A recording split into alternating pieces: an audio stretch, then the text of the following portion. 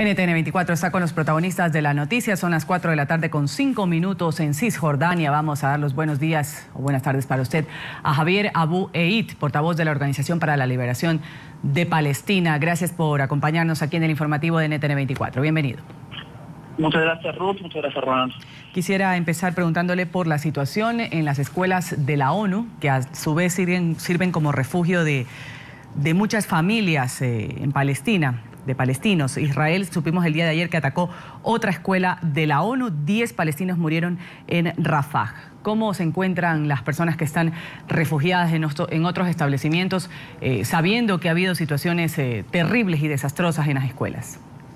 No, es simplemente lo que hemos dicho todo este tiempo, de que en la Franja de Gaza no existe ningún lugar donde la gente pueda irse, literalmente una cárcel donde la gente no puede refugiarse. En otros casos de conflicto la gente incluso puede salir de su país, en este caso ni siquiera puede suceder eso. Estamos hablando de que 485.000 personas, es decir, prácticamente un tercio de la población de Gaza han sido desplazados forzosamente por Israel. Muchos de ellos, prácticamente la mitad, se encuentran en escuelas de Naciones Unidas que ya han sido atacadas, bombardeadas por fuerzas israelíes. Otros se encuentran en iglesias o en otros centros comunitarios. Pero lo cierto es que la situación de que la gente tenga que ir a las escuelas habla de un drama mucho mayor, que es gente que ha sido desplazada por cuarta vez en su historia. En este sentido, ¿cómo analizar y cómo entender la situación que se está viviendo exactamente en la Franja de Gaza? Se declara por el lado de Israel, y ha sucedido en varias ocasiones, el cese el fuego de interrumpir por durante algunas horas las acciones militares. Se esperaría que lo mismo sucediera del territorio palestino, por lo menos del grupo terrorista Hamas, pero alguno de los dos lados incumple estas treguas que en algún momento se pactan y desafortunadamente continúan los ataques y la cifra de muertos que sigue creciendo día a día en esta escalada de violencia. ¿Cómo entender que ninguno se pone de acuerdo y la escalada continúa? No, según lo que yo tengo entendido hasta el momento, más del 90% de las 60 víctimas que han caído, víctimas de fuego del grupo de resistencia palestina, han sido militares, y más del 80% de las víctimas han sido civiles. Entonces, cuando usted se refiere a Hamas como grupo terrorista, sería importante también hacer ese punto. Yo creo que acá lo más importante es entender de que el agresor no tiene derecho a la defensa.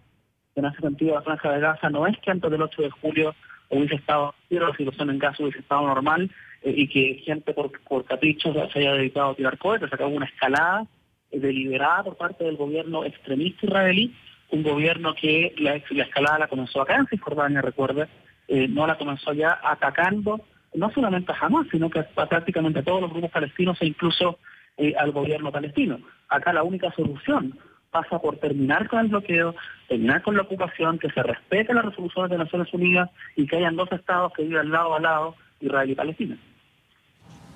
Ahora, yo quiero preguntarle algo muy puntual. Si bien es cierto, mucha gente de la comunidad internacional y la gente en general en el mundo cuestiona a Israel, que ha combinado la retirada terrestre con ataques aéreos incesantes a Gaza. Se habla de una cifra de 1.800 palestinos que han caído durante estos días de la incursión terrestre, de la operación que ha lanzado el ejército de Israel. Pero, ¿qué hacer particularmente con Hamas, que son los que en ocasiones, según dice Israel, incumplen con esta tregua de tantas horas y entonces van por los túneles, atacan a la población también? Bueno, usted muy bien lo dijo, es lo que dice Israel.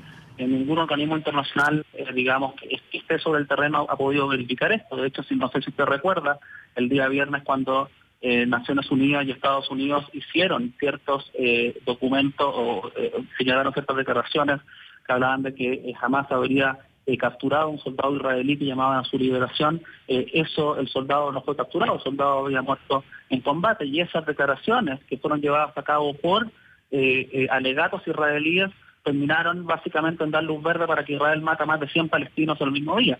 Nosotros durante estas 7 horas de, entre comillas, tregua, ya tenemos prácticamente 40 heridos y una niña palestina, Asir el-Bakri, de 8 años, fue muerta en un bombardeo a su hogar. Ella no estaba en ningún otro lugar, y por ende acá lo más importante, insisto, Hamas, en conjunto con todos los otros grupos palestinos, bajo el alero del Estado de Palestina, ha señalado a una serie de demandas que son todas legítimas y basadas en el derecho internacional para acabar con esto. Uno, que se acabe con el ilegal bloqueo israelí en contra de la Franja de Gaza. Dos, que se liberen a los prisioneros políticos palestinos que han sido detenidos por Israel en las últimas semanas, y particularmente los prisioneros que Israel se había comprometido a liberar al presidente Mahmoud Abbas, que han estado presos por más de 30 años en cárceles israelíes, y que se retiren las tropas israelíes de la Franja de Gaza. Así de simple. Claro, pero mientras, pues no es tan simple, porque si así lo fuera, pues ya habría una solución, pero mientras esto no suceda, los ataques van a continuar, los muertos van a seguir creciendo, la violencia, la destrucción.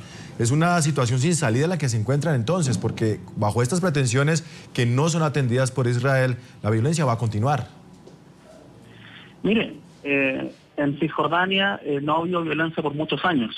En Cisjordania el gobierno palestino ha estado comprometido con todos sus acuerdos con Israel, incluyendo la cooperación en seguridad. Eso no ha detenido que Israel siga matando a palestinos. Solamente el viernes pasado 5 palestinos fueron asesinados por Israel. Eso no ha detenido que Israel siga confiscando tierras, que siga construyendo colonias y que siga deteniendo a nuestra gente. Acá hay una realidad concreta sobre el terreno, que es que Israel y este gobierno en particular está dispuesto a hacer todo lo posible porque la solución de 2 estados que todos queremos no sea factible sobre el terreno. Y acá lo que se necesita, más que estar acusando a cualquier grupo palestino en particular, que es parte de una población bajo ocupación, se necesita que la comunidad internacional intervenga. Si es que Hamas o cualquier otro grupo palestino ha cometido actos que son, por ejemplo, crímenes de guerra, como alguien ha señalado, ¿qué le parece que vayamos ambos al Tribunal Penal Internacional y que quien tenga que pagar pague? Pero Israel no está dispuesto ni siquiera a eso. ¿Cómo está la situación, Javier, en los centros de salud, centros de atención que reciben a los heridos, a los niños, a la gente que sale? Porque ya esta imagen se nos hace muy familiar, esto de ver a un padre que sale con sus brazos, que sale con sus hijos en brazos, corriendo, como si no tuviera un destino donde llegar. ¿Cómo están estos centros de atención? Bueno, los centros de atención también han sido atacados. En este caso tenemos hasta el día de hoy, después de 28 días, entre paréntesis, durante estos últimos 28 días ha muerto un palestino por hora, prácticamente 17 hospitales y 7 centros o clínicas de atención primaria han sido dañados por ataques israelíes. Tenemos prácticamente 50 centros hospitalarios que han tenido que cerrar debido a los bombardeos israelíes. Tenemos 22 ambulancias que fueron atacadas por Israel, incluyendo a 19 miembros del personal que han muerto en los bombardeos israelíes, muchos de ellos mientras intentaban sacar heridos o ayudar a la población en general. Acá Israel ha tenido como blanco absolutamente todo lo que uno puede imaginarse en la Franja de Gaza, lo que son lugares que son protegidos bajo los convenios de Ginebra y el derecho internacional. Acá lo que estamos viviendo en Gaza es una emergencia humanitaria de grandes proporciones. Estamos hablando de que luego de que Israel bombardease la planta de electricidad en Gaza, tenemos electricidad en Gaza en menos del 10% de la zona. Tenemos la población, ya no existe agua potable en Gaza. Estamos tratando de llevar agua a Gaza de cualquier forma a pesar del ilegal bloqueo israelí.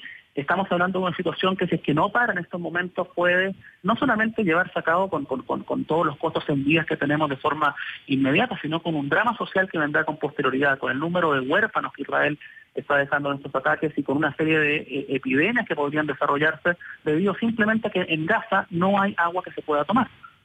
Muy bien, agradecemos a Javier Abu Eid, portavoz de la Organización para la Liberación Palestina, por acompañarnos en esta emisión del informativo de NTN 24. Muy amable por su tiempo.